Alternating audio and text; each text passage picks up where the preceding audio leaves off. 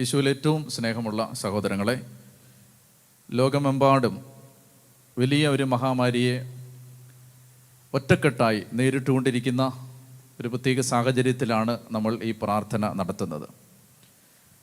ദൈവം നമുക്ക് തന്നിരിക്കുന്ന ഏറ്റവും ശക്തമായ ആയുധം പ്രാർത്ഥന എന്ന ആയുധമാണ്.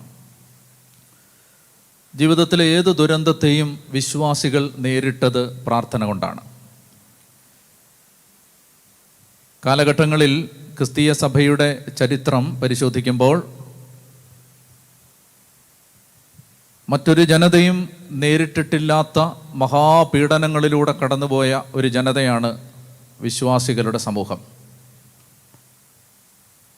ആദിമസഭ ആദ്യത്തെ 4 നൂറ്റാണ്ടുകളിൽ ലോകത്തൊരു ജനതയും അനുഭവിച്ചിട്ടില്ലാത്ത മഹാപീഡനങ്ങളിലൂടെ കടന്നുപോയ ജനതയാണ്. ലോകത്തിലെ ഏറ്റവും കിരാതന്മാരും ക്രൂരന്മാരുമായ ചക്രവർത്തിമാരുടെ,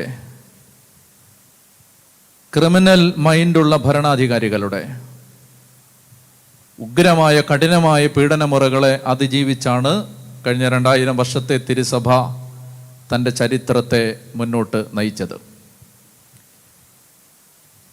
പലതരത്തിലായിരുന്നു വിശ്വാസികൾക്ക് നേരിടേണ്ടി വന്ന പീഡനങ്ങളും ദുരിതങ്ങളും.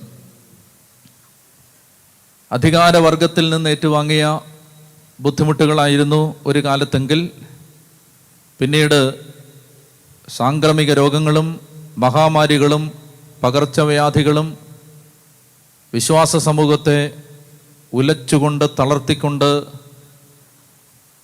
രംഗത്തേക്ക് വന്ന കാലങ്ങളിൽ പ്രാർത്ഥന കൊണ്ടും പരിത്യാഗം കൊണ്ടും അത്തരം ദുരിതങ്ങളെയും നേരിട്ട പശ്ചാത്തലം സഭയുടെ ചരിത്രത്തിൽ കാണാൻ പറ്റും. 2020 നമ്മെ സംബന്ധിച്ച് ഒരുപക്ഷെ ഇന്ന് ഈ കാലഘട്ടത്തിൽ ജീവിച്ചിരിക്കുന്ന ഒരാളുടെ പോലും ജീവിതത്തിൽ അവർ അനുഭവിച്ചിട്ടില്ലാത്ത, കണ്ടിട്ടില്ലാത്ത, കേട്ടിട്ടില്ലാത്ത, ഇന്നോളം എത്ര പ്രായം കൂടുതലുള്ള വ്യക്തിയാണെങ്കിലും ആ വ്യക്തി കടന്നുപോയിട്ടില്ലാത്ത ഒരനുഭവത്തിലൂടെയാണ് നമ്മൾ കടന്നു പോകുന്നത്. ഒരു 70, 80, 90 വയസ്സുള്ള ഒരാൾ ജീവിതത്തിലേക്ക് തിരിഞ്ഞു നോക്കുമ്പോൾ 2020 ലോകം നേരിട്ടതുപോലൊരു ദുരന്തം ആ വ്യക്തി തൻ്റെ ജീവിതത്തിൽ ഇതിനു മുമ്പ് നേരിട്ടിട്ടുണ്ടാവില്ല.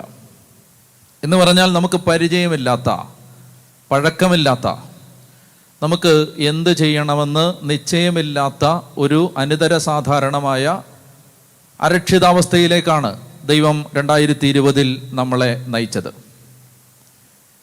ഈജിപ്തിൻ്റെ അടിമത്തത്തിൽ നിന്ന് പുറപ്പെട്ട് മരുഭൂമിയിലൂടെ യാത്ര ചെയ്ത ജനം ചെങ്കടലിന് മുമ്പിൽ എത്തിയതുപോലെ ഒരനുഭവമാണ് ഇത്.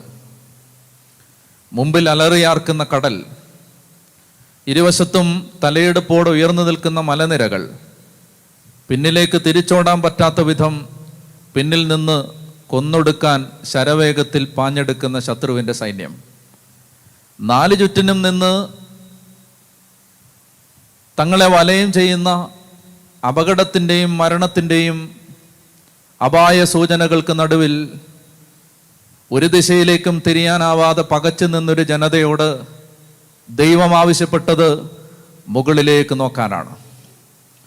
ഇടത്തേക്ക് തിരിഞ്ഞാലോ വലത്തേക്ക് തിരിഞ്ഞാലോ മുമ്പിലേക്ക് തിരിഞ്ഞാലോ പിന്നിലേക്ക് നോക്കിയാലോ പ്രതീക്ഷയില്ലാത്തൊരു സന്ദർഭത്തിൽ അടിമത്തത്തിൻ്റെ ചെങ്ങല പൊട്ടിച്ചത് മോചിപ്പിച്ച തൻ്റെ ജനത്തോട് ദൈവം പറഞ്ഞത്, നിങ്ങൾ വിശ്വാസത്തിൻ്റെ കണ്ണുകളോടെ ഉന്നതങ്ങളിലേക്ക് നോക്കാനും വിശ്വാസത്തിൻ്റെ അധികാരമായി ദൈവം കൊടുത്ത വടിയെടുത്ത് കടലിന് നേരെ നീട്ടാനുമാണ്. പ്രിയപ്പെട്ട മക്കളെ, ഈ സന്ദർഭത്തിൽ നമ്മൾ അറിയേണ്ടത് ഇതാണ്. വിശ്വാസികളുടെ ചരിത്രത്തിൻ്റെ അനുഭവം, വിശ്വാസികൾ കടന്നുപോയ അനുഭവം ഇതാണ്. അതുകൊണ്ട് നമുക്കിത് പുതുമയുള്ള സംഭവം അല്ല. ഈ നാളുകളിൽ നമ്മൾ ഏറ്റവും കൂടുതൽ ഉയർന്നു കേട്ടത് വിശ്വാസ ജീവിതം നയിക്കുന്നവർക്കെതിരെ അവിശ്വാസികളും നിരീശ്വരവാദികളും ഉയർത്തിവിട്ട ചോദ്യങ്ങളും പരിഹാസങ്ങളുമാണ്. നിങ്ങളുടെ ദൈവം എവിടെ എന്നവർ ചോദിച്ചു. നിർണായകമായ ദുരിതങ്ങളിലേക്കും ദുഃഖങ്ങളിലേക്കും നിങ്ങളെ കടത്തിവിട്ടിട്ട് ആകാശത്തിൻ്റെ അനധി വിദൂരതകളിൽ എവിടെയോ നിങ്ങളുടെ ദൈവം മറഞ്ഞിരിക്കുകയാണോ എന്നവർ പരിഹസിച്ചു. നിങ്ങൾ പ്രാർത്ഥിക്കുകയും നിലവിളിക്കുകയും യാചിക്കുകയും കരയുകയും ചെയ്തിട്ട് എന്തുകൊണ്ടാണ് നിങ്ങളുടെ ദൈവം നിങ്ങളെ സഹായിക്കാത്തത് എന്ന് ആരോപണം അവർ ഉന്നയിച്ചു. പക്ഷേ സത്യസന്ധമായി വിശ്വാസത്തെ പരിചയിച്ചിട്ടുള്ള ഒരു വ്യക്തിക്കും അത്തരം ചോദ്യങ്ങൾ ഒരു ബുദ്ധിമുട്ടായി തോന്നിയില്ല. കാരണം ബൈബിൾ പരിചയിച്ചിട്ടുള്ള യഥാർത്ഥ വിശ്വാസത്തിൻ്റെ വഴിയിലൂടെ നടന്നിട്ടുള്ള ഏത് വ്യക്തിക്കും അറിയാം, ബൈബിൾ പറഞ്ഞു തന്നത് നിങ്ങൾ ഇത്തരം അനുഭവങ്ങളിലൂടെ കടന്നു പോകേണ്ടി വരും എന്നാണ്. അതുകൊണ്ട് പ്രിയപ്പെട്ട മക്കളെ, അതുകൊണ്ട് വിശ്വാസികൾ ഭയപ്പെട്ടില്ല.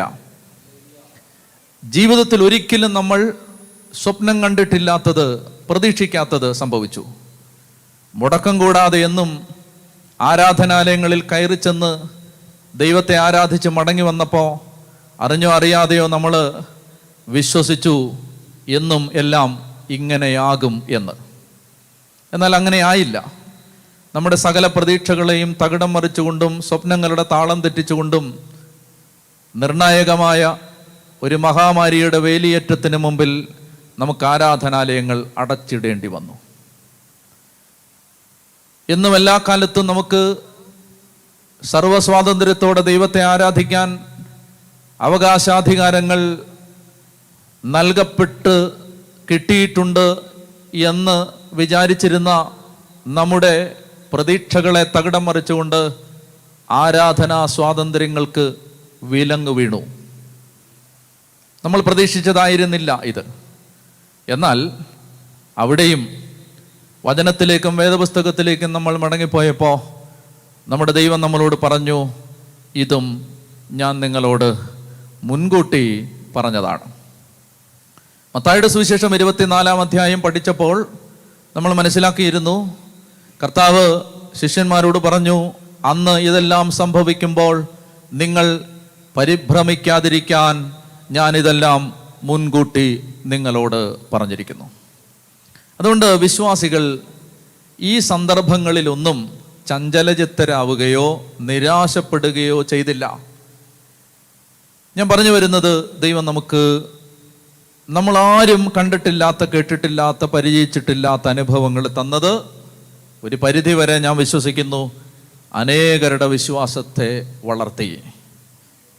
പള്ളികളിൽ ഞങ്ങൾക്ക് പോകാനായില്ലെങ്കിൽ ഞങ്ങളെ തേടി ഞങ്ങളുടെ ദൈവം ഞങ്ങളുടെ വീട്ടിലെത്തുമെന്ന് വിശ്വാസി തിരിച്ചറിഞ്ഞു.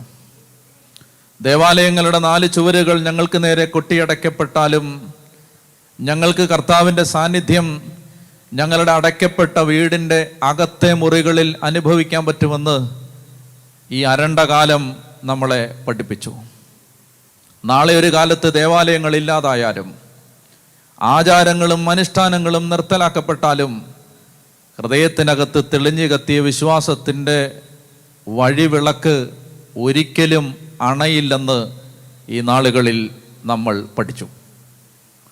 നാളെ ഒരു കാലത്ത് നമ്മളെ നയിക്കാൻ പുരോഹിതരില്ലാതായാലും ആരാധനാലയങ്ങളുടെ കാവലും കരുതലും നമ്മുടെ മക്കൾക്കും തലമുറകൾക്കും നഷ്ടപ്പെട്ടാലും നമ്മുടെ വിശ്വാസം കൈമോശം വരില്ലെന്നും നമ്മൾ യേശുവിനെ തള്ളിപ്പറയില്ലെന്നും നിർദാക്ഷിണ്യവും നിർദ്ദയമായും നമ്മുടെ സ്വകാര്യതകളിലേക്ക് ഇഴഞ്ഞു കയറിയ ഒരു വൈറസ് ഉണർത്തിയ പരിഭ്രാന്തികൾക്ക് നടുവിൽ നമ്മൾ ഈ കാലഘട്ടത്തോട് വിളിച്ച് പറഞ്ഞു.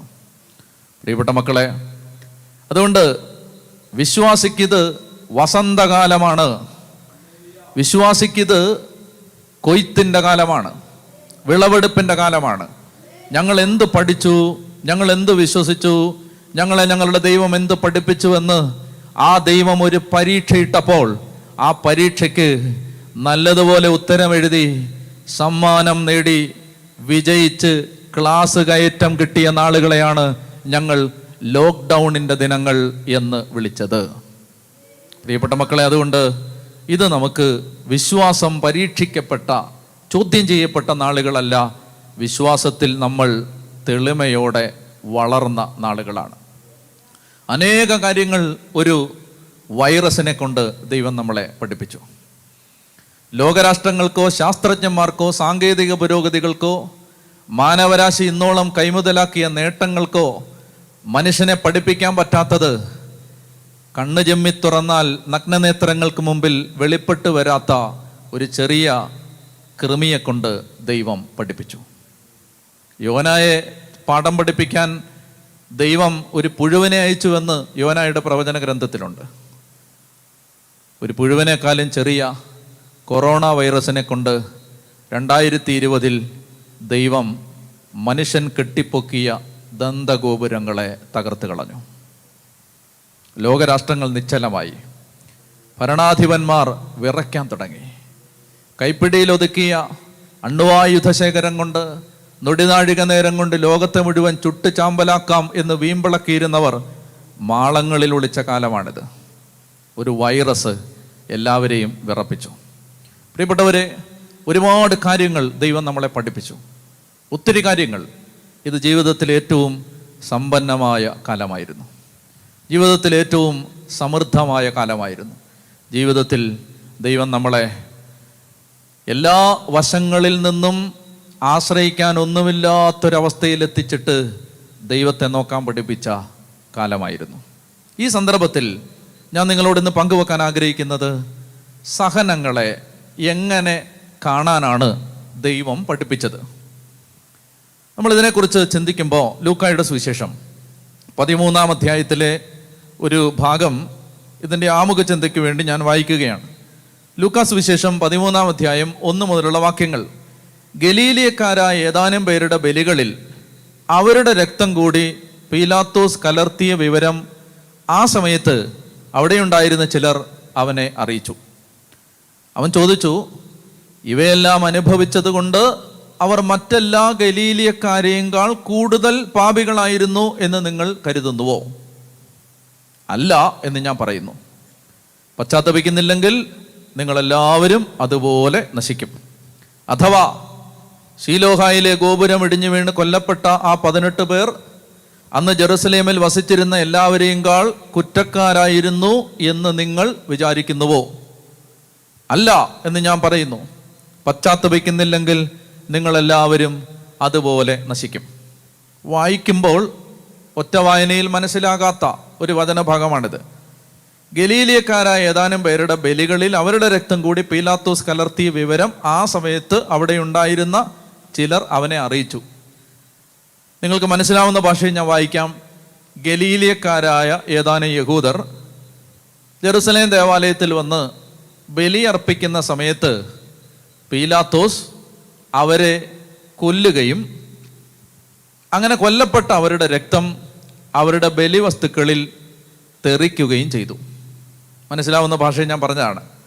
ഗലീലിയക്കാരായ ഏതാനും പേർ ബലിയർപ്പിക്കാൻ ദേവാലയത്തിലെത്തിയപ്പോൾ പീലാത്തോസ് ആളയപ്പിച്ച് അവരെ കൊന്നു. അങ്ങനെ അവരുടെ ചോര അവർ ബലി കഴിക്കാൻ കൊണ്ടുവന്ന വസ്തുക്കളിൽ വീണു.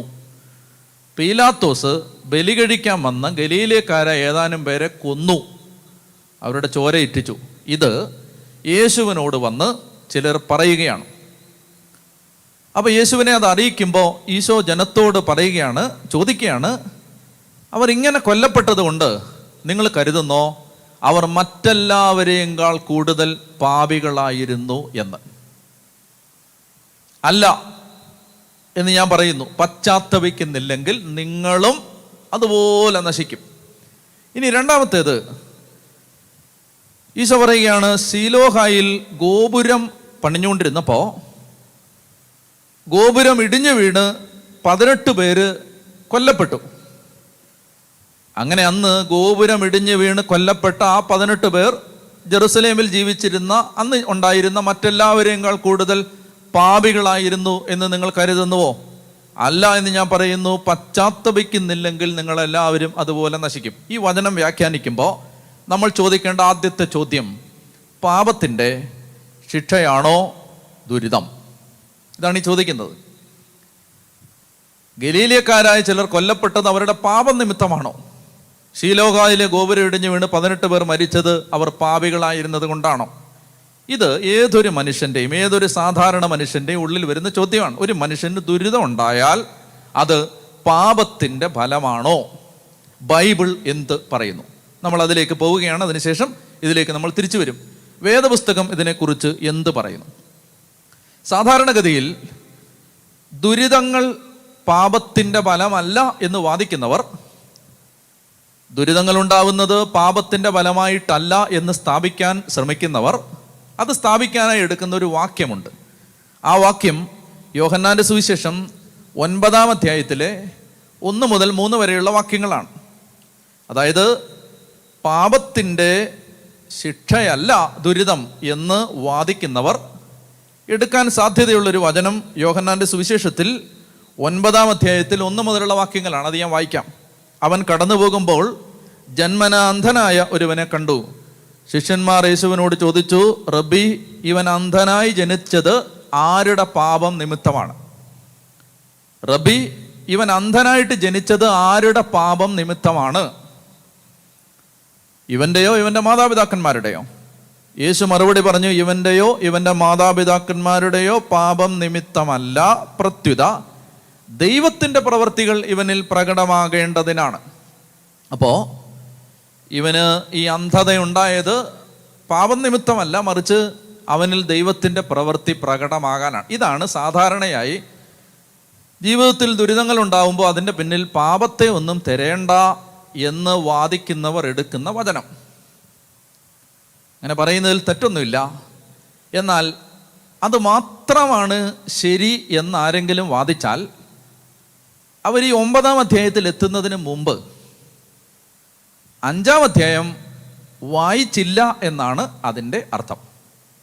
എന്ന് വെച്ചാൽ പാപത്തിൻ്റെ ഫലമായിട്ടല്ല ദുരിതം ഉണ്ടാവുന്നത് എന്ന് വാദിക്കുന്നവർ, അത് സ്ഥാപിക്കാനായി ഈ വചനം എടുത്താൽ, അത് സ്ഥാപിക്കാൻ ഈ വചനം എടുക്കുന്നവർ 9-ാം അധ്യായത്തിൽ എത്തണമെങ്കിൽ അതിന് മുമ്പ് 8 അധ്യായമുണ്ട്. അത് വായിച്ചാലേ 9-ാം അധ്യായത്തിൽ എത്തൂ.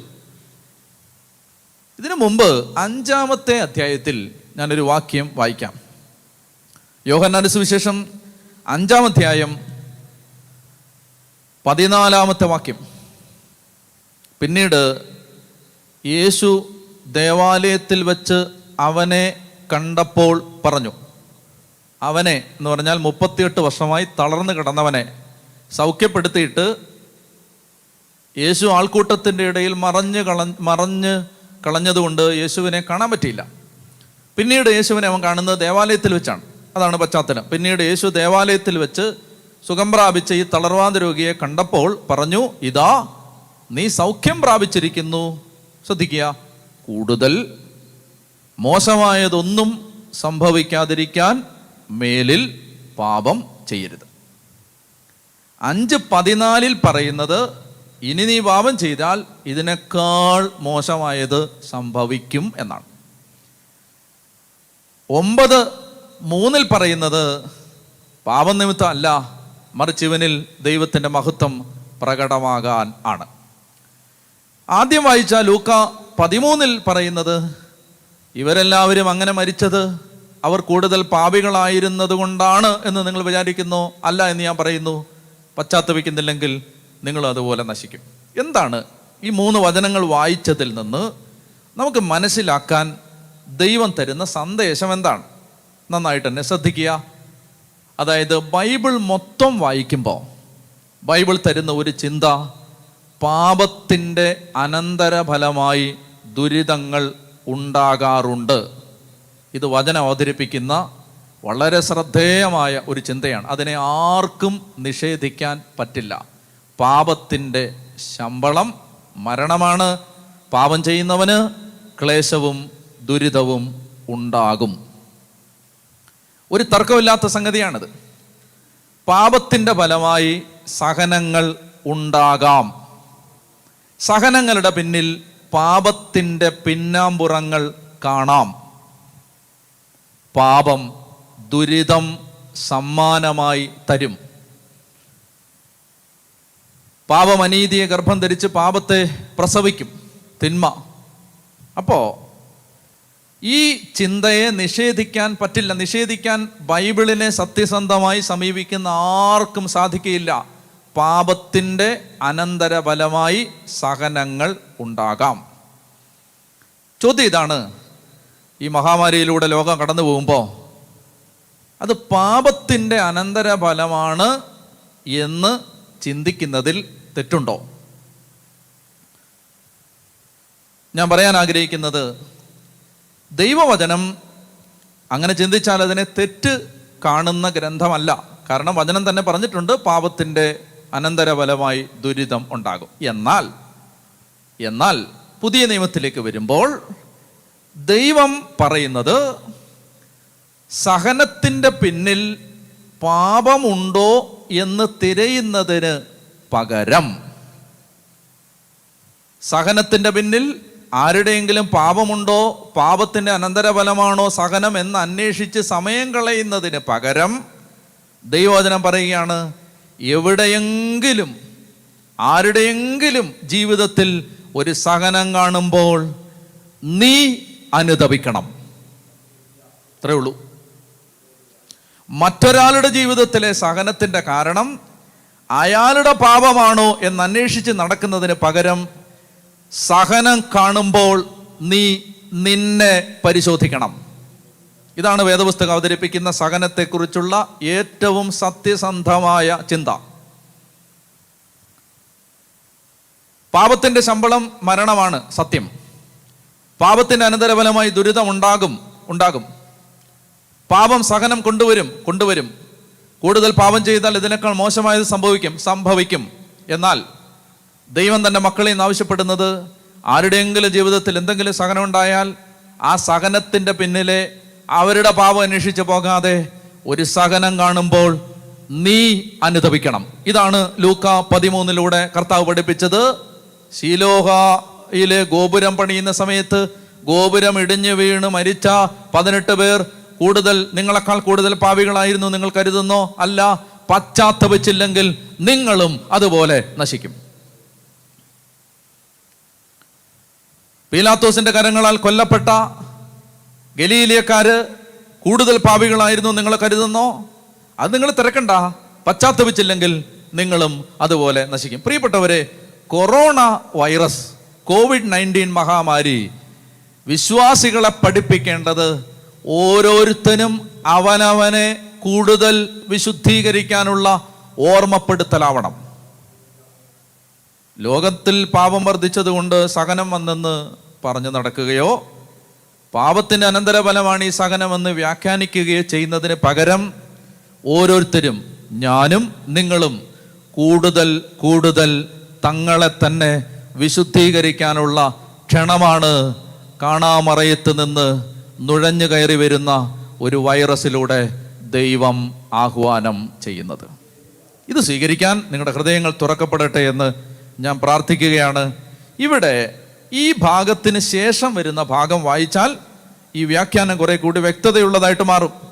ലൂക്കാസ് സുവിശേഷം 13-ാം അധ്യായത്തിലാണ്, ആദ്യത്തെ 5 വാക്യങ്ങളിലാണ് ഞാൻ ആദ്യം വായിച്ച വചനഭാഗം. ശീലോഹായിലെ ഗോപുരം ഇടിഞ്ഞു വീണ് കൊല്ലപ്പെട്ട 18 പേർ അന്ന് ജെറുസലേമിൽ വസിച്ചിരുന്ന എല്ലാവരെയും കാൾ കുറ്റക്കാരായിരുന്നു എന്ന് നിങ്ങൾ വിചാരിക്കുന്നു. അല്ല എന്ന് ഞാൻ പറയുന്നു. പശ്ചാത്തപിക്കുന്നില്ലെങ്കിൽ നിങ്ങൾ എല്ലാവരും അതുപോലെ നശിക്കും.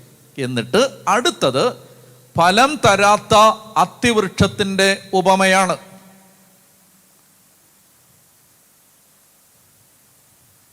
പീലാത്തോസിന്റെ കരങ്ങളാൽ കൊല്ലപ്പെട്ട ഗലീലിയക്കാരുടെയും ശീലോഹ കുളത്തിന്റെ ഗോപുരം ഇടിഞ്ഞു വീണ് മരണമടഞ്ഞ 18 പേരുടെയും ഉദാഹരണം ചൂണ്ടിക്കാണിച്ചിട്ട് കർത്താവ് പറയാണ്, ഫലം തരാത്ത അത്തിവൃക്ഷത്തിന്റെ ഉപമ. ഫലം തരാത്ത അത്തിവൃക്ഷം യഹൂദ ജനത്തിന്റെ അടയാളമാണെന്ന് ബൈബിൾ വ്യാഖ്യാനിക്കുന്നവർ പറഞ്ഞു തരും. ഫലം തരാത്ത അത്തിവൃക്ഷം യഹൂദ വംശത്തിന്റെ അടയാളമായിട്ടാണ് ജെറമിയ, ഹോസിയ തുടങ്ങിയ പ്രവാചകന്മാർ അത്തിവൃക്ഷത്തെ ഉപമിച്ചത് യഹൂദ ജനതയായിട്ടാണ്. ഈശോ ദേവാലയത്തിലേക്ക് പോകുമ്പോൾ മരണത്തിന് തൊട്ടു മുമ്പുള്ള ദിവസങ്ങളിൽ അത്തിവൃക്ഷത്തെ ശപിച്ച പാരബിൾ ഇൻ ആക്ഷൻ, അത് യഹൂദ ജനത്തിൻ്റെ ഫലമില്ലായ്മയെ ശപിച്ചതായിട്ടാണ് വ്യാഖ്യാനിക്കുന്നത്. അത്തിവൃക്ഷം തിരഞ്ഞെടുക്കപ്പെട്ട ജനതയുടെ അടയാളമാണ്. 2020 ഈ വചനഭാഗം വായിക്കുമ്പോൾ അത്തിവൃക്ഷം സഭയുടെ അടയാളമാണ്. അത്തിവൃക്ഷം എൻ്റെയും നിങ്ങളുടെയും അടയാളമാണ്. അത്തിവൃക്ഷം പിതാക്കന്മാരുടെയും വൈദികരുടെയും സന്യസ്തരുടെയും ക്രിസ്തീയ കുടുംബങ്ങളുടെയും അടയാളമാണ്. ഇത് കഴിഞ്ഞ ഉടനെ കർത്താവ് പറയുന്നത്, ഫലം തരാത്ത അത്തിവൃക്ഷത്തെ വെട്ടി കളയും. COVID-19 മഹാമാരി ലോകത്തെ പിടിച്ച് മുറുക്കുന്ന സമയത്ത് നമ്മൾ അതിനെ കാണേണ്ടത് കൂടുതൽ ഫലം പുറപ്പെടുവിക്കാൻ സമയമായി എന്ന അർത്ഥത്തിൽ ആകണം. ഞാൻ ആ വചനം വായിക്കുകയാണ്, 6 മുതലുള്ള വാക്യം, ലൂക്കാ 13:6 മുതൽ. അവൻ ഈ ഉപമ പറഞ്ഞു: ഒരുവൻ മുന്തിരിത്തോട്ടത്തിൽ ഒരു അത്തിവൃക്ഷം നട്ടുപിടിപ്പിച്ചു. അതിൽ പഴമുണ്ടോ എന്ന് നോക്കാൻ അവൻ വന്നു, എന്നാൽ ഒന്നും കണ്ടില്ല. അപ്പോൾ അവൻ കൃഷിക്കാരനോട് പറഞ്ഞു: 3 വർഷമായി ഞാൻ ഈ അത്തിവൃക്ഷത്തിൽ നിന്ന് ഫലം അന്വേഷിച്ച് വരുന്നു, ഒന്നും കാണുന്നില്ല. അത് വെട്ടിക്കളയുക. എന്തിനു നിലം പാഴാക്കണം? കൃഷിക്കാരൻ അവനോട് പറഞ്ഞു: യജമാനനെ, ഈ വർഷം കൂടെ അത് നിൽക്കട്ടെ. ഞാൻ അതിൻ്റെ ചുവടുകളച്ച് വളമിടാം. മേലിൽ അത് ഫലം നൽകിയേക്കാം. ഇല്ലെങ്കിൽ നീ അത് വെട്ടിക്കളഞ്ഞു കൊള്ളുക. 2020 ഈ മഹാമാരി ലോകത്തെ വരിഞ്ഞു മുറുക്കുമ്പോൾ നമ്മുടെ മുമ്പിൽ ദൈവം തരുന്ന ഒരു പ്രതീക്ഷയുടെ വാചകമാണത്. ഒരവസരം കൂടി ലോകത്തിന് കിട്ടാൻ സാധ്യതയുണ്ട്. ഒരവസരം കൂടി വിശ്വാസികൾക്ക് കിട്ടാൻ സാധ്യതയുണ്ട്. ഒരവസരം കൂടി എനിക്കും നിങ്ങൾക്കും കിട്ടാൻ സാധ്യതയുണ്ട്. 1 കൊല്ലം കൂടെ അത് നിൽക്കട്ടെ. ഞാനതിന് ചുവട് കളച്ച് വളമിടാം. ഒരിക്കൽ കൂടി ഞാനതിനെ പരിചരിക്കാം. ഒരിക്കൽ കൂടി ഞാനതിന് വെള്ളമൊഴിക്കാം. ഫലം കായ്ക്കാത്ത അത്തിവൃക്ഷത്തിന് കിട്ടിയത് എന്താണ്? ഫലം കായ്ക്കാത്ത അത്തിവൃക്ഷത്തിന് കിട്ടിയത് എന്താണ്? കിട്ടിയത് വെള്ളം കിട്ടി, വളം കിട്ടി, പരിചരണം കിട്ടി. എന്താ ഞാൻ പറഞ്ഞു വരുന്നതെന്നറിയാമോ? മഹാമാരി നിൽക്കും. അധികം താമസിക്കാതെ ലോകരാജ്യങ്ങളും ശാസ്ത്രവും ഇതിൻ്റെ വാക്സിൻ കണ്ടുപിടിക്കും, മരുന്ന് കുത്തിവെക്കും, പ്രതിരോധ ശേഷി ഉണ്ടാവും. മഹാമാരി നിൽക്കും. അത് നിൽക്കും. അത് വന്ന രാജ്യങ്ങളിലൊക്കെ അത് വന്നു, അതിൻ്റെ താണ്ഡവമാടി. ഇപ്പോൾ അതിൻ്റെ തിരോധാനത്തിലേക്ക് പോകുന്ന കാഴ്ചയാണ് നമ്മൾ കാണുന്നത്. അപ്പം അതുകൊണ്ട് മഹാമാരി എന്നും ലോകത്തുണ്ടാവില്ല, അത് നിൽക്കും. പക്ഷേ മഹാമാരി നിന്ന് കഴിയുമ്പോൾ വിശ്വാസികളായ നമ്മെ സംബന്ധിച്ച് നമ്മളൊരു കാര്യം അറിയണം. ഇത് നമുക്ക് അവസാനത്തെ ചാൻസ് ആകാൻ സാധ്യത ഉണ്ട്. പള്ളികൾ അടച്ചുകൊണ്ട് കർത്താവ് നമ്മളോട് പറയാൻ ശ്രമിച്ചത് അതാണ്. ഞാൻ പറയുമ്പോൾ നിങ്ങൾക്ക് ആർക്കെങ്കിലും വേദനയോ പരിഭവമോ പ്രയാസമോ എന്നോട് തോന്നാൻ സാധ്യതയുണ്ടെങ്കിലും ഇത് പറയാതിരിക്കാൻ എനിക്ക് കഴിയില്ല. അതുകൊണ്ട് ഞാൻ പറയുകയാണ്, നാളെ നമുക്കിതുപോലെ ഒരവസരം കിട്ടണമെന്ന് ഇല്ല. കൊറോണയെ ദൈവം പിടിച്ചു കിട്ടും. പക്ഷേ നമ്മൾ ഫലം പുറപ്പെടുവിക്കാതിരുന്നാൽ, ഞാനും നിങ്ങളും ദൈവം ആഗ്രഹിക്കുന്നത് പോലെ ഒരു ജീവിതം നയിക്കാതിരുന്നാൽ, ഇനിയൊരവസരം നമുക്ക് കിട്ടണമെന്ന് യാതൊരു നിർബന്ധവും ഇല്ല. ഇവിടെ പറയുകയാണ്, 1 കൊല്ലം കൂടെ അത് നിൽക്കട്ടെ. ഞാൻ അതിൻ്റെ ചുവട് കളച്ച് വളവിടാം, കുറച്ചുകൂടെ വെള്ളം ഒഴിക്കാം, കുറച്ചുകൂടെ പരിചരിക്കാം. പ്രിയപ്പെട്ടവരെ, കൊറോണ കാലത്തിന് ശേഷം എല്ലാവരും പച്ച പിടിക്കും. എല്ലാവരും സമൃദ്ധിയിലും സന്തോഷത്തിലും അനുഗ്രഹത്തിലും ഒക്കെ ആവും. ഈ ദാരിദ്ര്യവും കഷ്ടപ്പാടും ക്ലേശവും എല്ലാം തീരും. നമ്മളെ ദൈവം ഒരിക്കൽ കൂടി ഫലമുണ്ടാകുമോ എന്ന പ്രതീക്ഷയോടെ ചുവടുകളച്ച് വളമിട്ട് വെള്ളമൊഴിച്ച് പരിചരിച്ച് ഉറ്റുനോക്കിക്കൊണ്ടിരിക്കും. വീണ്ടും നമ്മൾ ഫലമില്ലാതെ ജീവിക്കുകയാണെങ്കിൽ ഒടുവിൽ നമ്മുടെ മേൽ ദൈവത്തിൻ്റെ ജഡ്ജ്മെൻറ്റിൻ്റെ ശിക്ഷാവിധിയുടെ കോടാലി വയ്ക്കപ്പെടും. കൊറോണ വന്നതുകൊണ്ട് എല്ലാം തീർന്നു എന്നാരും കരുതണ്ട. ഇനി ഇത് കഴിഞ്ഞ് ജീവിതം പച്ച പിടിക്കും. നാളെ ഇതിനേക്കാൾ നന്നായിട്ട് നമ്മൾ ജീവിക്കും.